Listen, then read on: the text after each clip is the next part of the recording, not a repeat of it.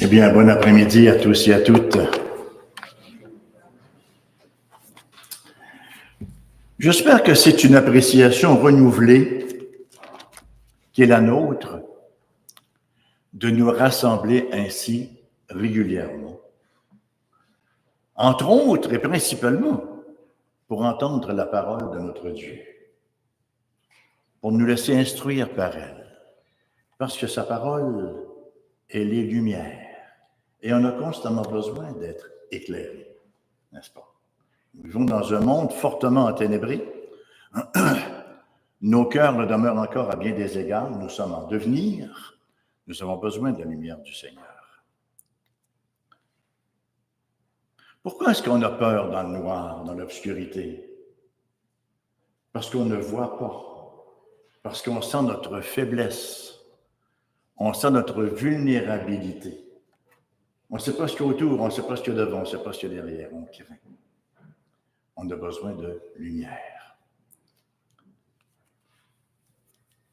Diane et moi, lorsqu'on vivait dans la région de Toronto, on fréquentait une église Christian Reform, et on avait des rencontres le mercredi, et tu vas te souvenir, membre de Bill and Jill, Lise, qui avait une petite fillette, et la maman, elle a fait un témoignage un mercredi qui m'a beaucoup touché. Écoute, ça fait déjà 30 quelques années de cela, mais elle a mis sa petite fillette au lit, elle a fermé la lumière, et elle a entendu la petite fillette qui commençait à pleurer. Et il a dit, « Mommy, I'm scared. I cannot see your eyes. » Est-ce que c'est pas beau? « Maman, j'ai peur, je ne peux pas voir tes yeux. » Le psaume, je pense que c'est le psaume 29 qui nous dit, « Mon cœur dit de ta part, cherchez ma face. Je cherche ta face, ô Dieu. » On a besoin de voir la face du Seigneur. On peut dire comme la petite fille, « Oh Lord, I'm scared. I don't see your eyes. » On a besoin de voir ses yeux, son regard. Parce que c'est par le biais de ses yeux que nous voyons la réalité, que nous voyons les ombres déambuler autour, les dangers, la route à suivre. C'est à travers ses yeux que nous voyons cela. Et il nous a en quelque sorte donné une copie de ses yeux dans sa sainte parole révélée. Je nous invite à ouvrir la parole du Seigneur au livre de l'Apocalypse, le chapitre 10. Nous lirons aujourd'hui les versets 1 à 11, pardon.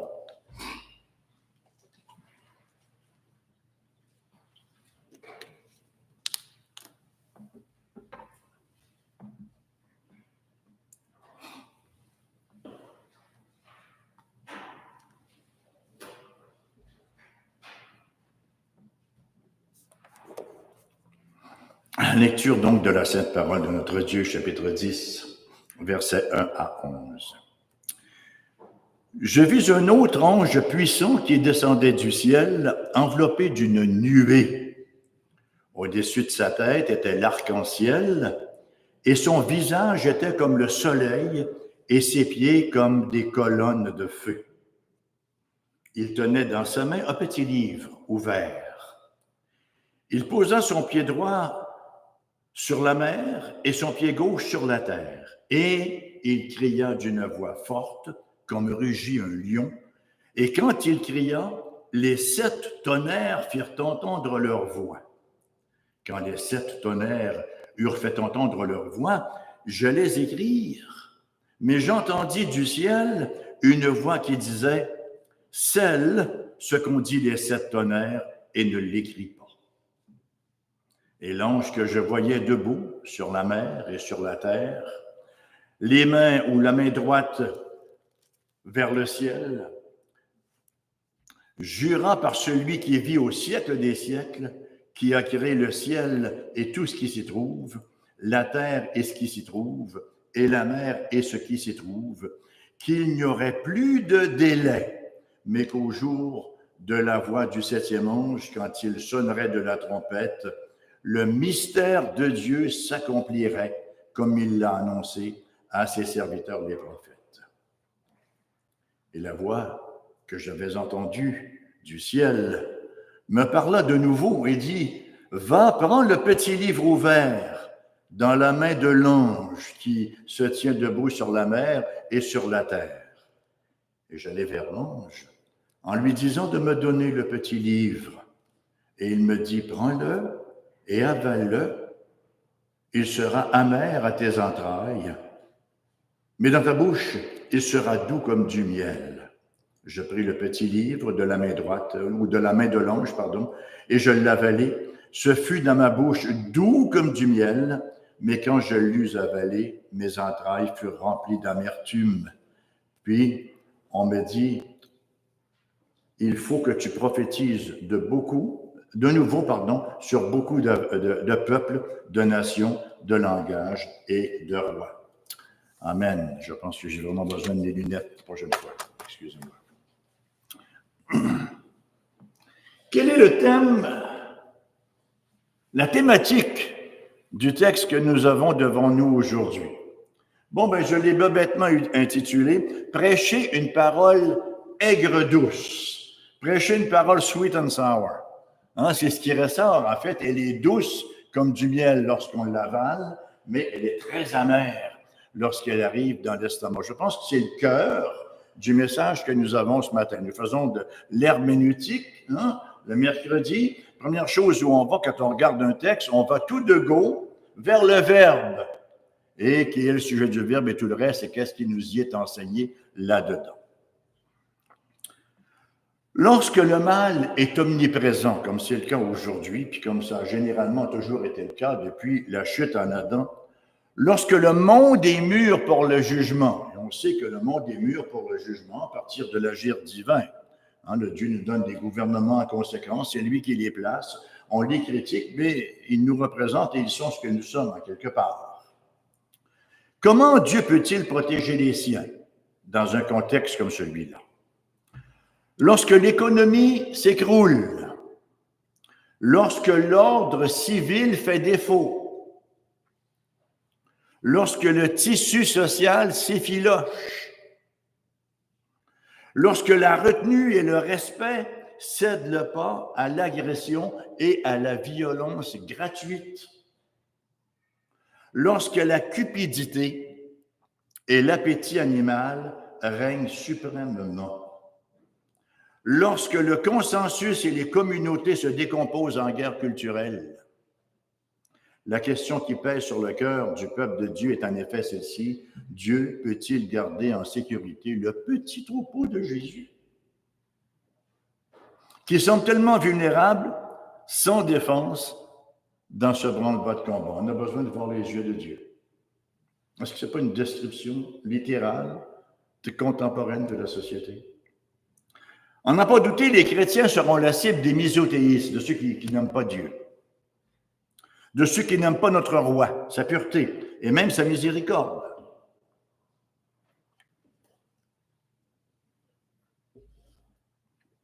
Mais Dieu nous appelle à demeurer impliqués dans la communauté, en général, cette communauté qui se dirige vers un rendez-vous final avec la colère divine.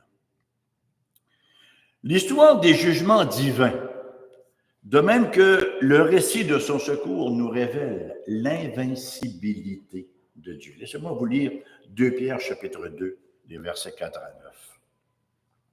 9.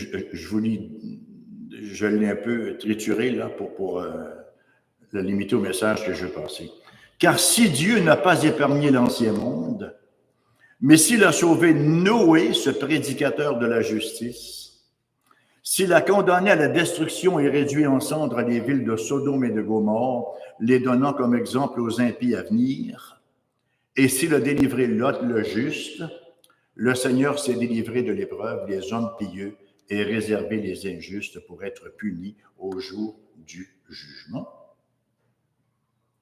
Nous sommes cet après-midi devant une parenthèse dans le livre de l'Apocalypse. Ce n'est pas la seule, pas la première non plus. Une sorte d'intermédiaire d'abord entre les chapitres 6, entre les 6e et 7e sceaux, Apocalypse 7, où Dieu montre qu'il a scellé son Église pour le jour du salut et qu'il l'a délivrée de la tribulation.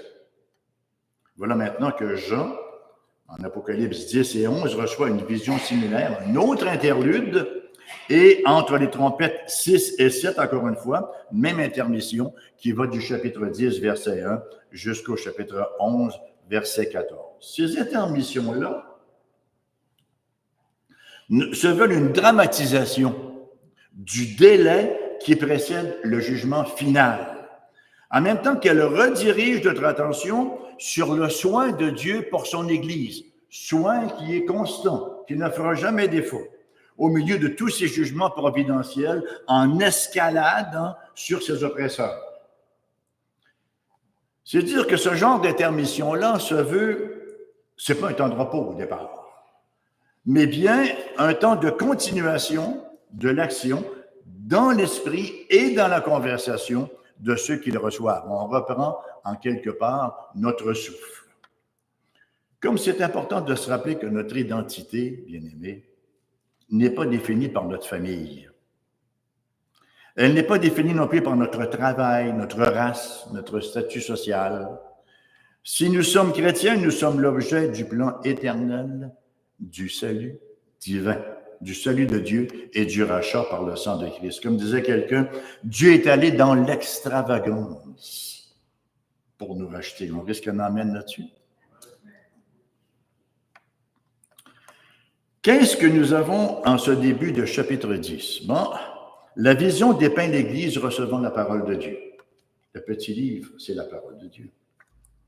Elle s'y attache fermement et en rend témoignage en dépit de la persécution et même en dépit du martyre que Dieu a bien voulu permettre dans ses souhaits.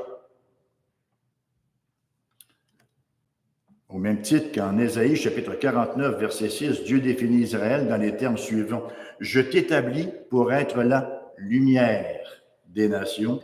Ainsi en est-il pour l'Église, porteuse de la parole divine à une nation hostile. » Vous savez comment on appelait la synagogue à l'époque?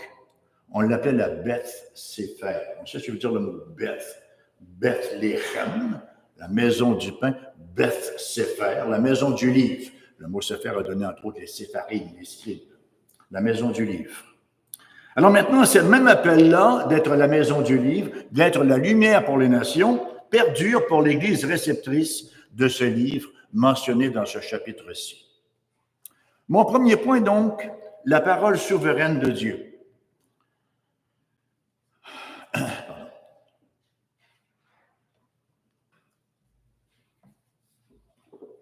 La vision s'ouvre sur la descente du ciel d'un autre ange puissant, nous rapporte le texte, que le verset 1 décrit dans les termes suivants.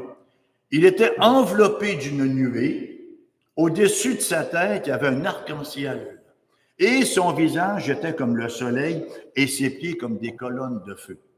On est très tenté de passer rapidement aux conclusions lorsqu'on lit ce texte-là et qu'on ne l'installe pas dans son contexte.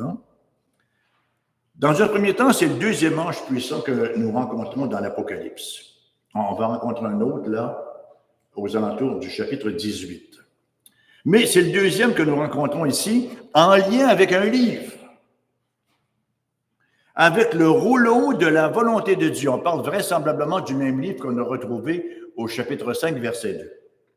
Ce livre que l'agneau a ouvert saut par saut, au chapitre 6 à 8. Je ne pense pas qu'il faille faire tout un plat avec le fait qu'on avait l'expression livre à l'époque et qu'on a l'expression petit livre maintenant. C'est simplement une question de différents rouleaux, de différents manuscrits, en quelque sorte. Nous sommes toujours dans la chaîne de révélation à 5 mailles, de Dieu à Jésus-Christ, de Jésus-Christ à l'ange, de l'ange à Jean et de Jean à nous. L'impressionnante description de cet ange-là semble inclure des indicateurs de divinité. Si je vous demandais c'est qui cet ange-là, qu'est-ce que vous me diriez? Pouvez-vous mettre un nom dessus? Dites-vous que c'est Michael? Diriez-vous que c'est Jésus? Diriez-vous que c'est quelqu'un d'autre? Certainement, il y a des indicateurs de divinité, de sorte que des commentateurs, et pas n'importe quel, Bill, par exemple, qui est un des plus grands commentateurs sur l'Apocalypse, est absolument convaincu qu'il s'agit du Seigneur Jésus, oui, en raison de cette description-là. enveloppé d'une nuée, un arc-en-ciel au-dessus de la tête, le visage comme le soleil, les pieds comme des colonnes de feu, ne sont rien de moins que des emblèmes de divinité, puisqu'elles sont souvent identifiées ici d'ailleurs dans l'Ancien Testament, entre autres dans Exode chapitre 13, dans Daniel 7, on retrouve des descriptions tout à fait apparentes. Cependant, humblement, je dois vous admettre qu'il ne s'agit vraisemblablement pas du Seigneur Jésus.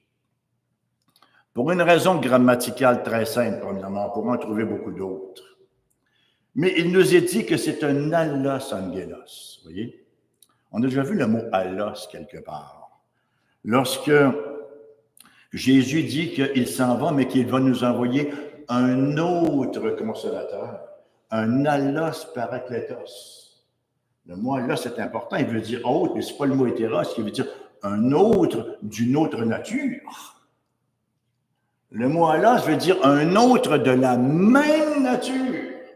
Et quel autre consolateur avons-nous eu? Est-ce qu'il a envoyé un archange? Non. Il a envoyé une autre, passez-moi l'expression, hypostase de la Trinité, il a envoyé le Saint-Esprit. Vous voyez?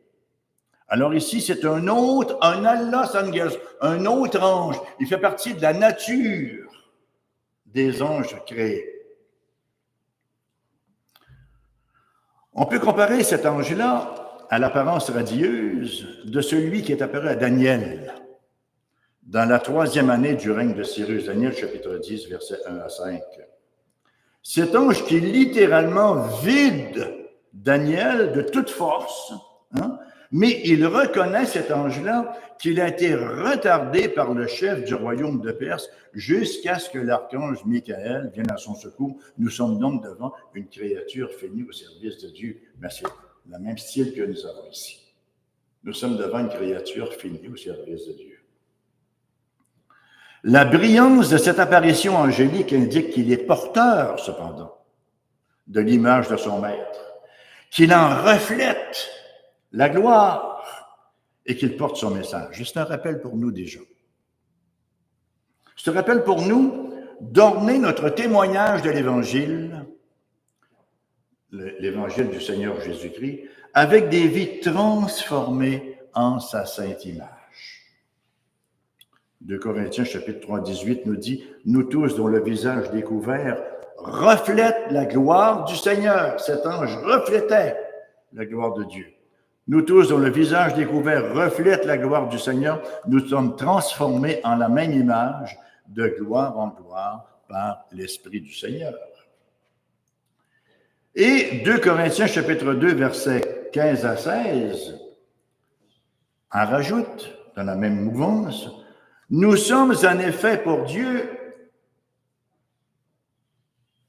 sentez-vous un peu là, nous sommes en effet pour Dieu le parfum de Christ. Est-ce que c'est comme ça que vous vous sentez aujourd'hui, que vous êtes le parfum de Christ? Des fois, on le dilue un peu, pas mal. 2 Corinthiens chapitre 3, verset 2-3. 2 Corinthiens chapitre 2, 15-16. Nous sommes en effet pour Dieu le parfum de Christ. Parmi ceux qui sont sauvés et parmi ceux qui périssent. C'est un bon parfum que les sauvés aiment, adorent, mais que les perdus détestent. Aux uns, une odeur de mort donnant la mort, et aux autres, une odeur donnant la vie. Mais toujours dans 2 Corinthiens, chapitre 3, versets 2 et 3. C'est vous qui êtes notre lettre écrite dans nos cœurs, connue et lue de tous les hommes. Vous êtes manifestement une lettre de Christ. C'est quoi ça? Nous sommes des épîtres lues. Nous sommes des lettres du Christ, vous voyez.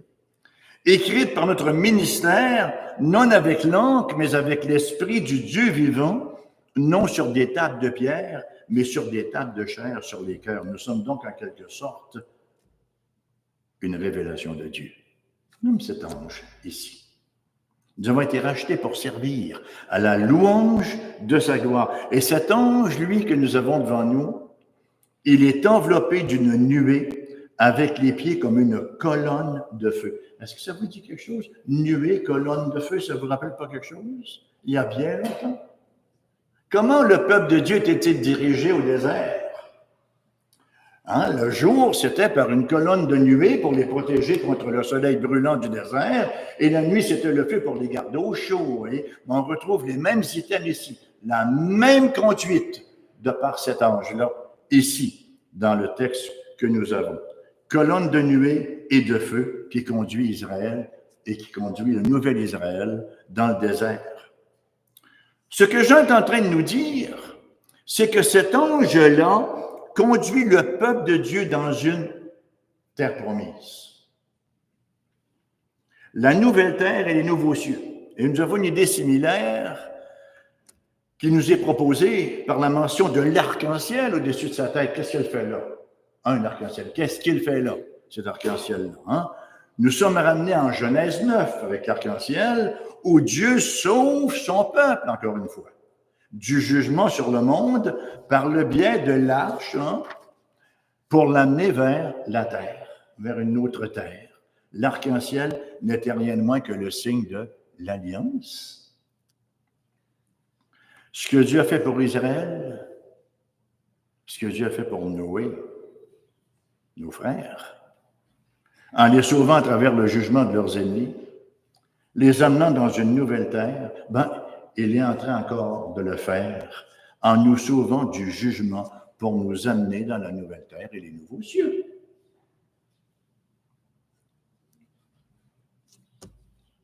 Il y a des fois, j'aimerais être dans une église de Pentecôte, vous savez. Après cette phrase-là, chez les Pentecôtistes, j'aurais entendu des « Hallelujah, Amen, praise the Lord ». Enfin, je vais le dire moi-même. La vision de cet ange puissant met en lumière la souveraineté de notre Dieu. Cet ange qui représente le Christ au verset 2, nous est-il dit, posa son pied droit sur la mer et son pied gauche sur la terre. Dans l'Écriture sainte, c'est un exercice d'autorité. Dès qu'on met le pied sur quelque chose, on prend de facto autorité sur lui.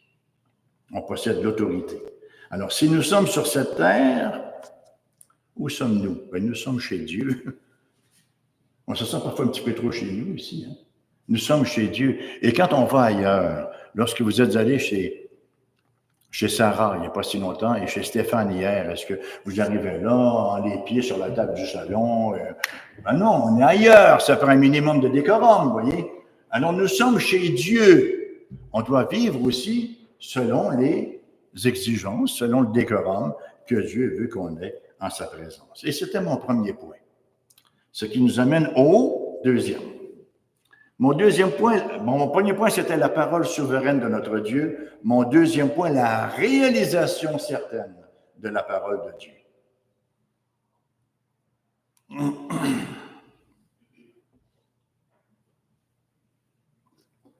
Cet ange-là, il adopte la posture de quelqu'un qui fait un vœu, qui fait un serment.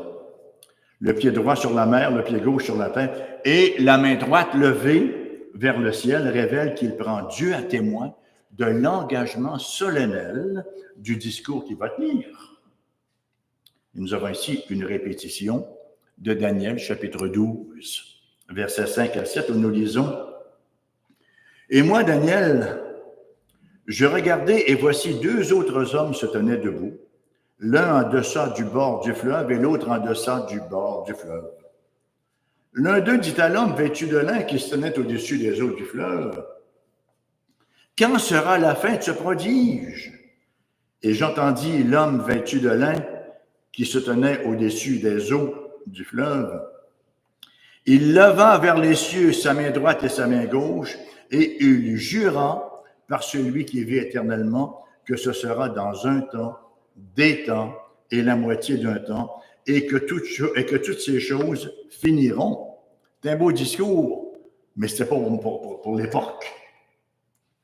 Un discours tout à fait semblable à celui que nous avons ici. Dans la prophétie de Daniel, l'ange de lui dire, il y aura un grand temps d'épreuve à traverser avant la fin. Il jura par celui qui vit éternellement que ce sera dans un temps, des temps et la moitié d'un temps, et que toutes ces choses finiront.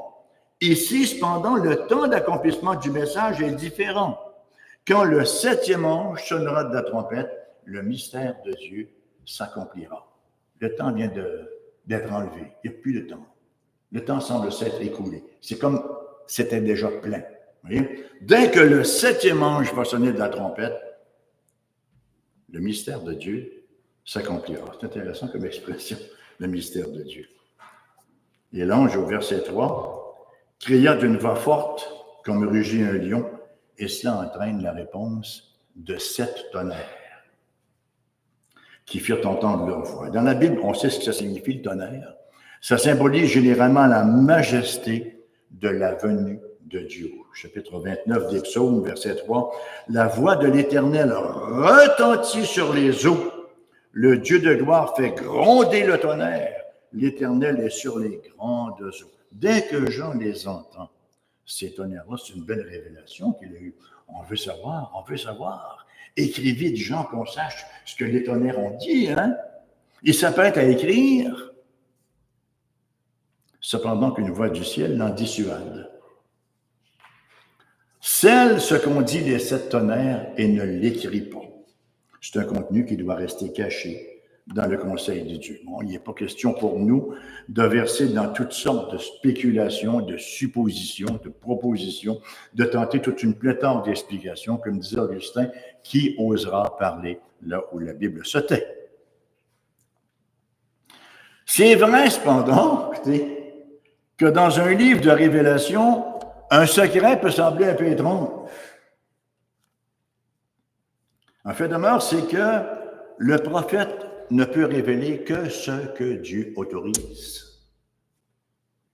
Daniel, chapitre 12, verset 4. « Toi, Daniel, tiens secrètes ces paroles et scelle le livre jusqu'au temps de la fin. » Plusieurs, alors, le liront et la connaissance augmentera. Il y a donc eu un temps, même pour les écrits de Daniel, où il fallait que ça soit resté en silence.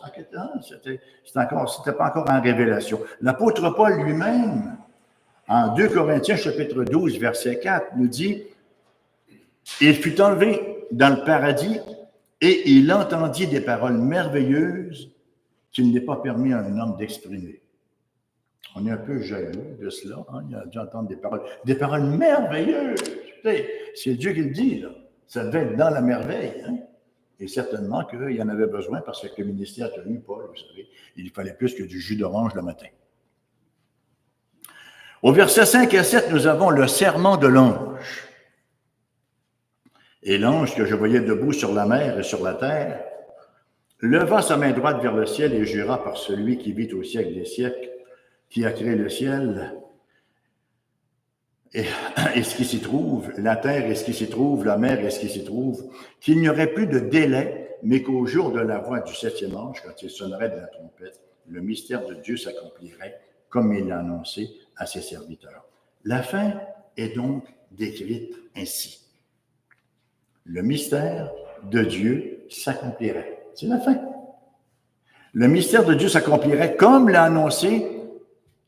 l'a annoncé à ses serviteurs. Le mot annoncé est intéressant parce que c'est le mot qu'il a donné en français, comme ses serviteurs l'ont évangélisé, evangelizzo. Le mystère de Dieu, ce n'est pas un livre d'Agatha Christie, ce n'est pas un Colombo non plus. Sommairement, c'est le grand plan de salut anticipé jusqu'à un certain point caché, jusqu'à ce que le Christ vienne sur terre et le mette en action. Éphésiens chapitre 3, versets 3 à 6. C'est par révélation, de dire l'apôtre Paul, que j'ai eu connaissance du mystère sur lequel je viens d'écrire en peu de mots. En les lisant, vous pouvez vous représenter l'intelligence que j'ai du mystère de Christ. Il n'a pas été manifesté aux fils des hommes dans les autres générations, comme il a été révélé maintenant par l'Esprit aux saints apôtres et prophètes de Christ. Ce mystère, c'est que les païens sont co-héritiers, forment un même corps et participent à la même promesse dans Jésus-Christ par l'Évangile, dont j'ai été fait ministre, selon le don de la grâce de Dieu qui m'a été accordé par l'efficacité de sa puissance. On sait que c'est ça le mystère de Dieu. Romains 16, 25, 27, à celui qui peut vous affermir, selon mon évangile et la prédication de Jésus-Christ, conformément à la révélation du mystère caché pendant des siècles, mais manifesté maintenant par les écrits des prophètes, d'après l'ordre du Dieu éternel, et porté à la connaissance de toutes les nations, afin qu'ils obéissent à la foi à Dieu seul, sage, soit gloire au siècle des siècles par Jésus-Christ. Amen. Voilà le mystère de Dieu. Aussi compliqué et aussi simple que cela. Le plan majestueux de jugement pour les incrédules et le salut pour les croyants. C'est Dieu qui, tout au long de l'histoire, par toutes les avenues possibles, incluant l'Écriture sainte, d'abord l'Écriture sainte, a suivi l'exact même plan. C'est le plan A et il n'y a pas de plan B. Alors que on lance ça à nos dispensationalistes, là, il n'y a pas de plan B. Il n'y a que le plan A et Dieu s'y est maintenu tout du long. Ce sont les mêmes promesses faites aux prophètes de l'époque, depuis Adam, Noé, Abraham et compagnie, et qui trouvent leur plein accomplissement en Christ Jésus. C'est une parole certaine. Ésaïe 55, verset 11. Ainsi en est-il de ma parole qui sort de ma bouche. Elle ne retourne point à moi sans effet, sans avoir exécuté ma volonté et accompli mon dessein. Toute parole que nous semons, toute parole de Dieu que nous proclamons, tout témoignage que nous faisons n'est jamais sans effet. Parce que la parole de Dieu, elle est alliantielle. Vous voyez? Elle fait l'effet désiré par Dieu.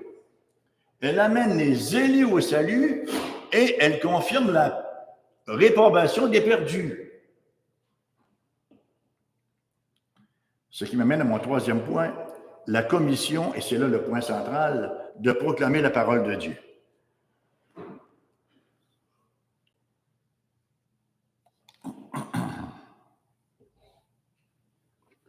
Nous arrivons dans la dernière section de ce chapitre-là, les versets 8 à 11, et c'est la clé du message de cet après-midi. Jusqu'à maintenant, jusqu'à un certain point, Jean a été un spectateur. Hein, il regardait la révélation et il l'écrivait. Mieux encore, il a joué un peu le rôle d'un reporter, à l'époque où il y avait des vrais reporters. On n'en a plus aujourd'hui, on n'a que des éditorialistes qui rapportent leurs opinions. Mais lui, il a été un très, très bon reporter ici, qui prend les notes sur ce qu'il a vu et ce qu'il a entendu. Il a vu des scènes extraordinaires, campées par les anges. Il s'est aussi émerveillé des visions du trône des cieux et de l'agneau de Dieu lui-même. Inutile de dire que les messages d'espoir reçus n'ont pas manqué de l'inspirer au plus haut point. Et il vient d'entendre que la procession de la victoire finale est sur le point de se mettre en branle. Peut-être même avant le 1er juin. Qui sait, hein? Mais voilà que soudainement, il est interpellé par une voix qui vient du ciel et qui lui dit de prendre et d'avaler le petit livre ouvert que l'ange avait entre les mains. La mouvance change un peu. Jean s'est peut-être demandé, ou a peut-être demandé à l'ange, mais les anges ne peuvent pas finir le travail. Ils ont bien fait ça jusqu'à maintenant. Ils ne peuvent pas finir le tout, tu vois. Non, ils ne le peuvent pas. Ah bon? Ils sont puissants, mais ils ne font pas partie de l'histoire du salut, les anges. Ils ne peuvent pas prêcher l'Évangile, mais toi, Jean, tu le peux. Ils ne peuvent pas enseigner leur Église, mais toi, Jean, tu le peux. Ils ne peuvent pas parler de Jésus à leurs amis, à leurs voisins, mais toi, Jean, tu le peux. Oui. Et au verset 9 à 11, nous avons la suite des événements. J'allais vers l'ange en lui disant de me donner le petit livre. Et il me dit, prends-le et avale-le. Il sera amer à tes entrailles, mais dans ta bouche, il sera doux comme du miel. Je pris le petit livre de la main de l'ange et je l'avalai. Il fut dans ma bouche doux comme du miel, mais quand je l'eus avalé, mes entrailles furent remplies d'amertume. Puis on me dit, il faut que tu prophétises de nouveau sur beaucoup de peuples, de nations et de langues. L'apôtre n'a fait que répéter, somme toute, l'expérience d'Ézéchiel. Dans le livre d'Ézéchiel, chapitre 2, verset, je ne sais pas quel verset c'est, enfin. Je regardais et voici, une main était étendue vers moi, ça c'est dans le livre d'Ézéchiel, et elle tenait un livre en rouleau. Il le déploya devant moi et il était écrit en dedans et en dehors des lamentations, des plaintes et des gémissements. Il était écrit. Il me dit, fils de l'homme, mange ce que tu trouves, mange ce rouleau et va, parle à la maison d'Israël. J'ouvris la bouche et il me fit manger ce rouleau. Il me dit, fils de l'homme, nourris ton ventre et remplis tes entrailles de ce rouleau que je te donne. Je le mangeai et il fut dans ma bouche doux comme du miel. C'est une répétition, simplement. Oui, l'Apocalypse s'interprète par l'Ancien Testament. Alors, effectivement, l'apôtre Jean fait comme Ézéchiel, il a mangé le petit livre, doux comme du miel dans sa bouche, mais plein d'amertume dans ses entrailles. Le message du salut est un délice lorsqu'on reçoit la parole de Dieu. Lorsqu'on absorbe la parole de Dieu, lorsqu'on la mange, c'est doux, c'est libérateur, ça fait du bien, hein? Ça dégage, ça libère, ça guérit. C'est ce qui veut dire le mot sozo, guérir, délivrer, hein, tout ça mis ensemble. Alors le message est un pur délice, c'est la bonne nouvelle pour quiconque le reçoit par la foi. Plein de promesses tout aussi extraordinaires les unes que les autres. Et avant toute chose, on a besoin de nous y édifier. Psaume 34, verset 9 nous dit « Sentez, voyez combien l'Éternel est bon. Heureux l'homme qui cherche en lui son refuge. » Cependant, l'Évangile n'est pas là uniquement pour être cru. C'est sûr qu'il est là pour être cru, mais il n'est pas là uniquement pour être cru. Il doit aussi être dit. Et c'est le tout d'une révélation. Et c'est là où il peut devenir amer lorsqu'on le dit. Tout d'abord, il exige de nous un certain renoncement. Il exige quelques ruptures que Dieu, dans sa grâce, sait si bien opérer. Et lorsque le monde se moque de l'enseignement biblique sur la création et demande des schèmes d'évolution corrompus, nous devons tenir ferme notre engagement envers la vérité révélée. Lorsque les voies tordues de l'immoralité réclament un changement de nos vues sur le genre, sur le mariage, sur la sexualité et la valeur de la vie humaine, les chrétiens doivent demeurer les défenseurs de la vérité divine. Lorsque des voix hostiles expriment leur dégoût de notre conviction sur le péché et sur le salut en Christ seul, on doit demeurer inébranlable. Un chrétien ne peut pas recevoir le message de la Bible et rester passif. Comme disait quelqu'un dans le film qu'on écoutait vendredi, il ne peut pas juste ajouter Jésus à sa vie. Ce n'est pas un ajout.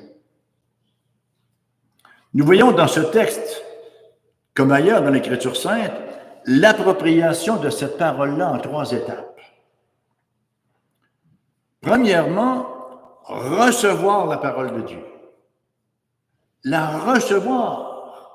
Si vous regardez la parabole des 4 différentes terres, ils l'ont reçue quelque part, mais ils n'ont pas vraiment reçu. Alors, il y a une manière de recevoir, une manière de s'approprier la parole de Dieu. Dans un deuxième temps, ingérer cette parole-là. Ce n'est pas une parole de surface. Ce n'est pas « je connais Jean 3,16, alléluia, je m'en vais tout de go pour l'éternité au ciel », vous voyez. Il faut ingérer cette parole-là qui devient ma philosophie de vie, si vous me passez l'expression. Par les moyens de grâce, par la lecture, par l'étude, par l'Église. Et troisièmement, et le texte le dit lui-même, nous devons la dire, nous devons la proclamer. Une révélation se doit d'être partagée. Le chrétien, vous savez, est comme le facteur. Lorsqu'il vient chez vous, chaque jour, il ne s'assoit pas sur le perron, là, puis vous écrit une lettre puis la met dans votre boîte aux lettres, c'est pas son travail. Hein? Il fait uniquement déposer dans votre boîte les lettres qui vous sont adressées. C'est ce que nous sommes appelés à faire. Nous sommes appelés à proclamer l'évangile du Christ Jésus tel qu'il nous l'a révélé. Dieu a un peuple nombreux dans cette ville de Montréal. C'est le message que le Seigneur avait pour Paul aussi. En Actes 18, versets 9 à 10, où il nous est écrit, « Le Seigneur dit à Paul en vision pendant la nuit, « Ne crains point, mais parle et ne te tais point, car je suis avec toi, et personne ne mettra la main sur toi pour te faire du mal. Parle, car j'ai un peuple nombreux dans cette ville. » C'est intéressant. Pour nous, le peuple nombreux, c'est tous ceux qui sont d'ores et déjà sauvés, mais ce n'est pas le cas pour le Seigneur. Il dit, j'ai un peuple nombreux dans cette ville qui n'est pas encore venu, vous voyez. Et il faut aller les chercher. La fin n'arrivera pas avant. Le peuple de Dieu, c'est la totalité des brebis qu'il a rachetées. Celles qui sont déjà, d'ores et déjà dans le troupeau et celles qui vont venir par le témoignage prophétique de l'Église. Jean chapitre 10, verset 16. J'ai encore d'autres brebis qui ne sont pas de cette bergerie. Celles-là, il faut que je les amène. Elles entendront ma voix et il y aura un seul troupeau, un seul berger. Romains 10, croire. Comment croiront-ils en celui dont ils n'ont pas entendu? Ou littéralement, comment croiront-ils celui qu'ils n'ont pas entendu et ils l'entendent par notre voix à nous? La dernière chose que nous puissions faire, bien-aimés, pour finaliser la victoire, c'est de prêcher la parole en toute saison. 2 Timothée 4, 2, prêche la parole, insiste en toute occasion, favorable ou non. Romains 1, 16, 17, oh, je l'aime celui-là. Car je n'ai point honte de l'Évangile, c'est la puissance de Dieu pour le salut de quiconque croit, du juif premièrement, puis du grec, parce qu'en lui est révélée la justice de Dieu par la foi, et pour la foi, selon qu'il est écrit, le juste vivra par la foi. C'est une parole étrange de l'apôtre Paul, car je n'ai pas honte de l'Évangile. Il souligne qu'il y a une possibilité qu'on ait honte de l'Évangile. Peut-être même que lui a été tenté un peu d'avoir honte de l'Évangile. Il dit, je n'ai point honte de l'Évangile, c'est une puissance à salut. Ces propos de l'apôtre Paul peuvent nous paraître un peu étranges, je n'ai pas honte de l'Évangile, mais nous savons que nous pouvons tous avoir honte de l'Évangile. Est-ce qu'il y a quelqu'un ici qui n'a jamais eu honte de l'Évangile, qui arrive devant les gens et qui parle de l'Évangile avec une aisance déconcertante? On vous aurait élu pasteur, on vous aurait couronné saint de facto. Hein? Ce n'est pas le cas. Nous avons souvent de fois honte. On est hésitant. On est un peu craintif. Écoutez bien ce que nous dit Martin Lloyd-Jones. Si vous n'avez jamais connu cette tentation particulière, la honte de l'Évangile, la crainte, c'est probablement dû au fait, non que vous êtes un chrétien exceptionnellement bon, mais plutôt que votre compréhension du message chrétien n'a jamais été claire. Soit qu'on parle de Dieu, on présente un message dilué, on parle de religion, de spiritualité, mais le message de l'Évangile, c'est une mouvance tout autre. C'est dire que selon toute vraisemblance, tout comme nous, Paul voit le besoin d'exhorter. C'est arrivé à Timothée aussi. 2 Timothée 1, chapitre 6, verset 8, c'est pourquoi je t'exhorte à ranimer la flamme du don de Dieu que tu as reçu par l'imposition de mes mains, car l'esprit que Dieu nous a donné ne nous rend pas timides. Au contraire, son esprit nous remplit de force, d'amour et de sagesse. N'aie donc point honte du témoignage à rendre à notre Seigneur, ni de moi son prisonnier. Comment pouvons-nous avoir honte de l'Évangile?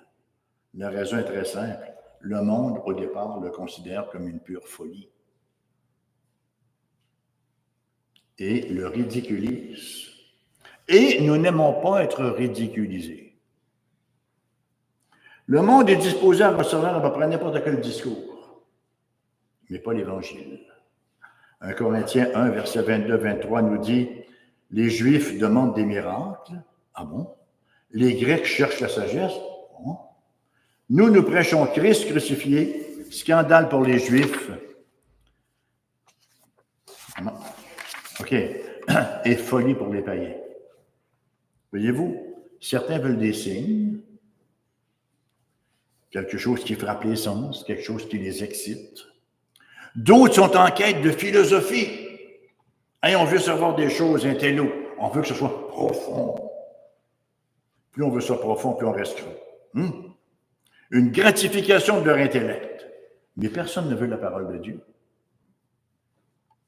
Cornelius Van Til exprime cela dans le plus grand réalisme, alors qu'il compare l'évangélisation, et je cite, à un head-on collision, une collision frontale.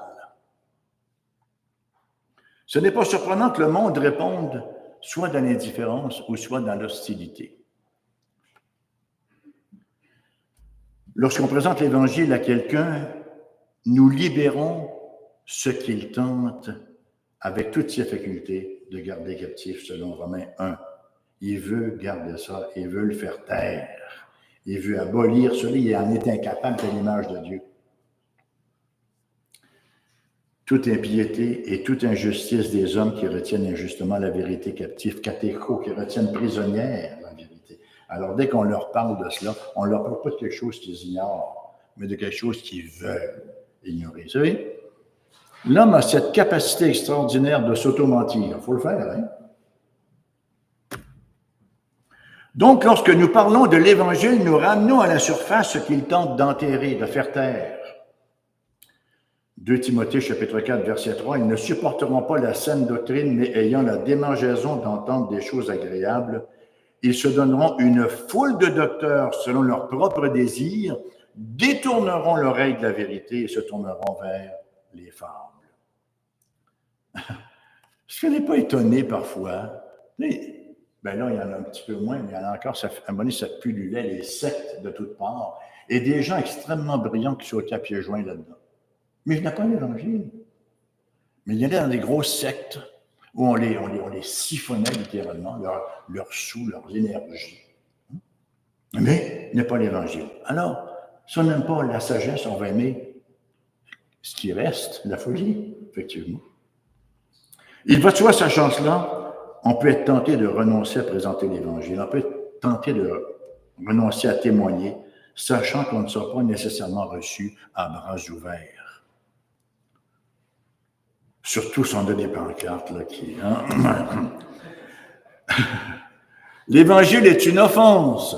C'est l'offense de la croix qui dit « Je suis à ce point condamné et désespérément perdu que si Christ n'était pas venu mourir pour moi, je n'aurais jamais connu Dieu à salut, je n'aurais jamais reçu le pardon de mes péchés. » Et je laisse le mot final à Martin Lloyd-Jones encore une fois. L'Évangile de Jésus-Christ renverse en tout point toutes les idées du monde. Toujours en tout point et sans exception. L'Évangile ne s'aligne avec aucun autre enseignement. Fin de la citation. L'Évangile ne fait aucun quartier à l'orgueil humain, à l'autonomie de la raison et à la justice propre. Amen.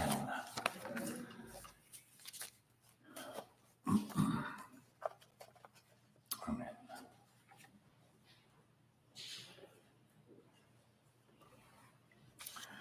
Notre Père, notre Dieu, quel évangile, quel message grandiose qui transcende tellement, oh Dieu, la rationalité finie de l'homme et encore davantage la rationalité pécheresse de l'homme. On te bénit, ô Dieu, de ce que tu as bien voulu nous donner cette lumière afin que nous puissions voir tes yeux.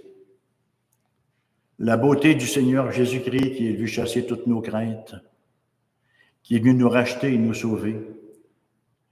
Et à travers toutes les difficultés dans lesquelles nous marchons en ce bon monde, à travers tous les écueils, toutes les douleurs que nous avons à piétiner au quotidien, nous avons cette assurance que ça va ne durer qu'un petit temps et que cela n'a rien de comparable avec la gloire qui nous est réservée dans l'avenir.